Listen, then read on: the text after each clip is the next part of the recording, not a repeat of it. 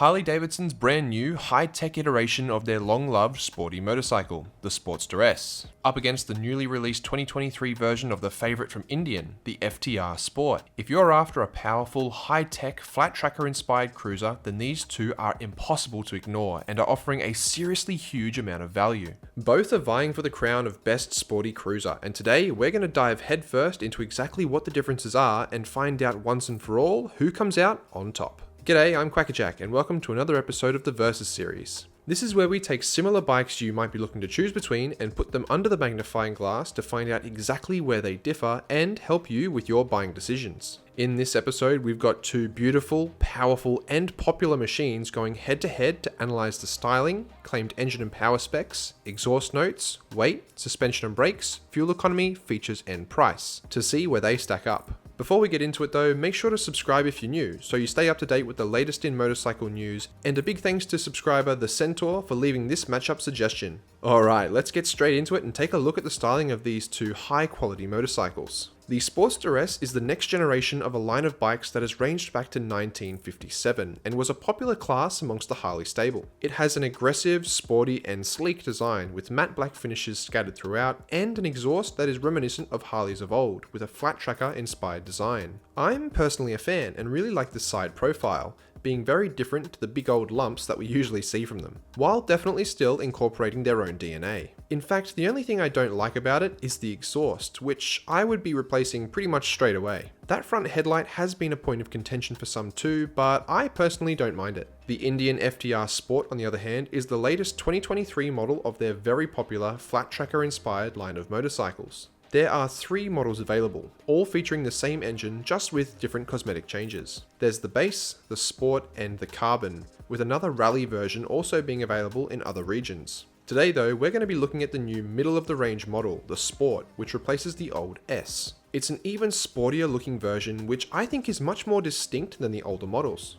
It has a chiseled and muscular design that looks like it can haul some serious ass, and spoiler alert, it can. While both motorcycles claim to be flat tracker inspired, the FTR is clearly the more faithful to that aesthetic. But I think each looks fantastic and will make you stand out on the road. One quick side note, neither have a rear tyre guard, so you'll want to avoid riding in the wet unless you want to be getting a good spraying. In terms of who wins here, it is of course down to personal opinion, and I think it's a tie. Let me know which one you think looks better though. Okay, now on to the real meat of these two, the engines. Both are rocking quite similar, big, grunty V-twins. On the Sportster S, you have Harley's fantastic 1252cc Revolution Max 1250T V-twin engine, which it shares with a few of its cousins. It pushes out 121 horsepower at 7,500 RPM and a whopping 125 Nm of torque at only 6,000. The motor is a stressed member in the chassis to reduce overall weight, and reviewers claim it has lost a bit of the Harley wobble, being a lot smoother at the lights and not vibrating as much. Whether or not that's a good thing is up for debate, but what isn't is the fact that this is an extremely torquey bike with a huge amount of power accessible lower down in the power band and should be a lot of fun on the streets. If you want a bike that makes you laugh out loud, this will do it, and it'll do it in style. The new Indian FTR Sport, on the other hand, has got the same 1203cc liquid-cooled V-twin as the older models. But there are some slight changes to the power, with it now coming in with 123.5 horsepower at 7,750 RPM and 118 Nm of torque at 6,000. Those changes are most likely due to the changes in the exhaust, which now does include a silencer on all models. The FTRs are famous for being torquey beasts, with the original ones loving to pop that front end and do power wheelies whenever possible. While they have flattened the power curve since then, you should have all the power you'd ever want or need, with it pulling you ruthlessly through the streets. As for the winner, well, the Indian does make 2.5 more horsepower, but the Harley does have the greater torque, producing 7 more.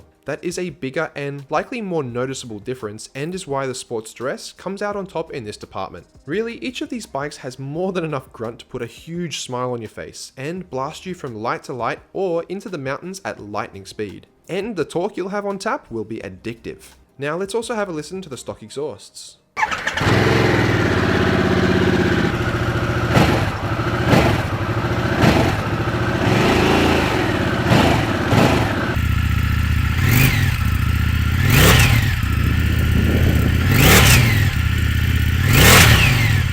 Yeah, yeah, look, if it were me buying one of these, the exhausts would be the first thing I'd be changing. Moving on to weight, and considering the size of the engines packed into the bikes, I think both manufacturers have done a good job to keep the overall heft down. The Harley-Davidson Sportster S comes in with a wet weight of 228 kilograms, which is comparatively low for a bike of this type. That may actually make it one of the most easy to live with bikes in their lineup, being easy to maneuver while stationary and get on and off. The Indian FTR Sport, on the other hand, has put on a little bit more weight than its predecessor, with the wet weight now being 237 kilograms sitting on the road. That's most likely due to the new parts added on, and while it's not a whole lot more than the competing Harley, the 9 kilogram difference does mean that it is a close second in this 2-horse race, and the Sportster once again takes the win. Now let's look at an area which bikes like this historically aren't all that strong in: suspension and brakes. I'm happy to report that times are a-changing, and while neither of these two are sport bikes, they are each rocking some seriously impressive turny and stoppy bits. On the Harley, for its suspension, at the front you're equipped with Showa 43mm inverted forks, while at the back is a Showa linkage-mounted piggyback monoshock. These are fully adjustable at both ends, and it comes with a seat height of 750mm that puts you into a forward-leaning riding position with forward foot controls too. It has a lean angle on both sides of 34 degrees, and while this isn't a sport bike, it is a seriously quick one. Steering is meant to be light, flickable, and accurate, and allows for aggressive riding and agility through the corners. We'll go through a more comprehensive look at the features later, but this is also one of the most modern, technologically advanced bikes, not only from Harley, but on the market, with a huge range of rider aids. And that's not something you'd normally say about a motorcycle from Harley-Davidson. It is said to have a setup which is fairly firm though, which you'll definitely feel on the bigger bumps. As for brakes, it's fully loaded there too, with a 320mm disc with Brembo radially mounted monoblock 4-piston caliper up front, and a 260mm disc with 2-piston Brembo caliper at the rear. Being equipped with a range of advanced electronics like cornering ABS, traction control, torque control and more, you can expect to be able to stop just as well as you can start. Over on the FTR, and it is really living up to the sport in its name. For its suspension, at the front you're equipped with a ZF Sachs 43mm inverted telescopic cartridge fork, while at the back is a ZF Sachs piggyback IFP, both of which are fully adjustable. Coming in with a higher seat of 780mm and a much greater lean angle of 45 degrees, the Indian should be very flickable and dominant on the road, with what they themselves claim to be telepathically light handling. Once again, featuring a full suite of rider aids, the FTR Sport should be a huge amount of fun and inspire confidence when riding on the twistier roads, keeping you firmly planted through the corners. This model of the FTR also has that small front cowl, which will also provide a little bit of wind resistance here too. It doesn't skimp out on the brakes either, with dual 320mm T5 rotors bitten by Brembo 4-piston calipers up front, while at the rear is a single 260mm T5 disc with Brembo 2-piston caliper. Coming in with all the aids you'd ever need, like lean sensitive ABS, stability, traction and wheelie control, the stopping power of the Indian should be highly capable for anything you throw at it. So, who wins here?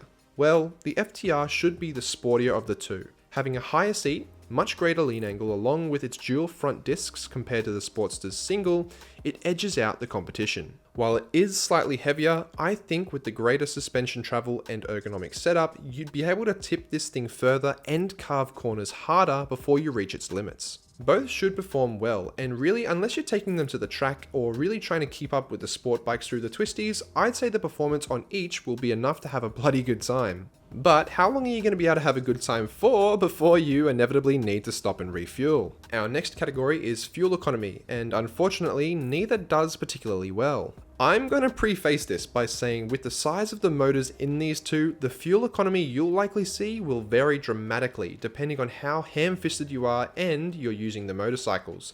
So take these numbers with a hefty lump of salt. The Sportster S is equipped with a measly 11.8 litre tank with what they claim to be an average fuel consumption of 5.1 litres per 100 Ks, which means you can expect a total range of around 230 Ks per tank. The Indian is hardly better, with a slightly larger 13 litre tank equipped, but a slightly worse average consumption of around 5.6 litres per 100 Ks, which means you'll be expecting a total range, once again, of around 230 Ks. Now, I don't expect you to be reaching those sorts of numbers while riding these bikes. The torque will be too addictive to not constantly be playing with the throttle, and I'd guess for around 150 to 180 Ks for both before you need to stop and fill up. The FTR has the slightly larger tank, but I'm still going to put this down to a tie, with neither doing very well. Thankfully, they make up for it in the next category, which is features. It is genuinely mind-boggling the amount of extras and features that are included here. It's really a complete 180 of their bikes of old, especially Harley. I remember reviewing one of their 2020 street models, and look, that thing didn't even have a fuel gauge, so to see everything here is really something. If I read out all of them, we'd be here all day, so I'm just going to name some of the more notable ones for each. On the Harley, that would be fully adjustable suspension, full suite of rider aids and technology, including 3 riding and power modes, advanced cornering ABS, traction control, torque slip control, wheelie control, and more, 4-inch color TFT display with Bluetooth connectivity for a huge range of features including navigation, USB-C charging, full LEDs, and a ton more. You see what I mean? A full 180 of their bikes of old. On the Indian, the features are fully adjustable suspension, new 4-inch color TFT touchscreen display with Bluetooth connectivity for heaps of features like navigation, full suite of rider aids including 3 riding and power modes, lean sensitive ABS and stability control, traction control, cornering pre-control, wheelie control, USB charging port, cruise control, and full LEDs. This thing is fully stocked. It's hard to pick a clear winner here, each of them having a gigantic roster of add-ons. I'm going to give the slightest of nods to the Harley-Davidson, with it having just a few more electronic goodies. But the question really has to be asked, is all that stuff necessary? A lot of the older riders argue it isn't, and is just a way for them to push up the premiums. But nevertheless, it does win here. Speaking of price, and we come to the final category of our comparison. Neither are cheap, but you're also getting a whole lot of motorcycle no matter which one you choose. The new Sportster S here in Australia will have a starting price of $28,495, so for sure not a budget-friendly machine. The FTR on the other hand, as mentioned earlier, has 3 models, with the base coming in at $23,995, the Sport at $25,995, and the Carbon at $27,995. No matter which way you look at it, the Indian will be the cheaper of the two by a fair margin, and clearly takes the win. But who takes the win overall? Well, looking back over the categories, the Harley is the lighter, gruntier, and slightly better spec'd machine, while the FTR will be the arguably better handling, just about equally as powerful and equipped, but substantially cheaper motorcycle. It's a tough call. You're getting a great motorcycle either way you go, but I think the difference in price will outweigh the smaller differences in specs. And with the FTR Sport being $3.5K cheaper while offering pretty much the same, that pushes its value for money to a higher level, and that's why I'm calling it the winner in this comparison. But let me know which one you would have down in the comments below. And while you're there, leave a suggestion for which video you'd like to see next. If I use it, I'll give you a shout out. Thanks again for watching guys, and till next time, see ya!